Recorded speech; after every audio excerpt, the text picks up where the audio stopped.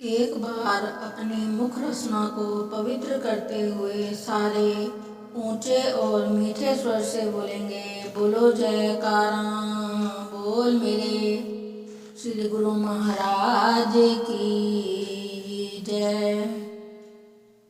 श्री चौथी पातशाही जी के प्रवचन हैं। एक नन्ही सी चिड़िया के घोंसले को यदि देखा जाए तो बुद्धि चकित रह जाती है, अर्थात मानव बुद्धि भी वैसे घोंसले का निर्माण कर सकने में असमर्थ है। इससे स्पष्ट है कि शरीर पालन तथा इंद्रिय तृप्ति हेतु पशु पक्षियों के पास भी बुद्धि की कमी नहीं है। शरीर पालन तथा कुटुंब पोषण में चिड़िया भी किसी से पीछे नहीं। बुद्धि तो चिड़िया में भी है, किंतु वह मात्र उदरपूर्ति तथा बाल बच्चों के पोषण में सीमित है।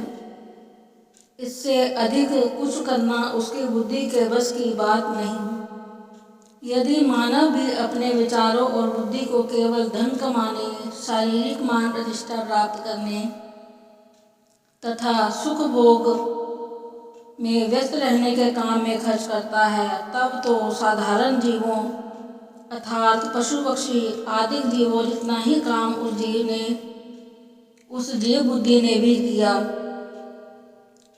यदि यही विचार है तो मानव जीवन के ध्येय की पूर्ति तो ना हुई। अन्यान्य योनियां भी अपेक्षा मानव की विशेषता तब है जबकि वह भजन भक्ति में मन लगावे, ना कि आठों याम स्वार्थ पूर्ति, वासना पूर्ति और भोग लिप्तता में ही गलतान रहे। मनुष्य को मानवता के पद का ध्यान रखना आवश्यक है। जिस प्रकार चंदन की लकड़ी में यदि सुगंधी नहीं तो उसे चंदन कौन कहेगा।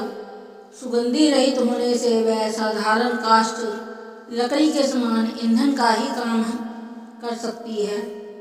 और बस इसी प्रकार मनुष्य यदि भजन भक्ति का कर्तव्य पालन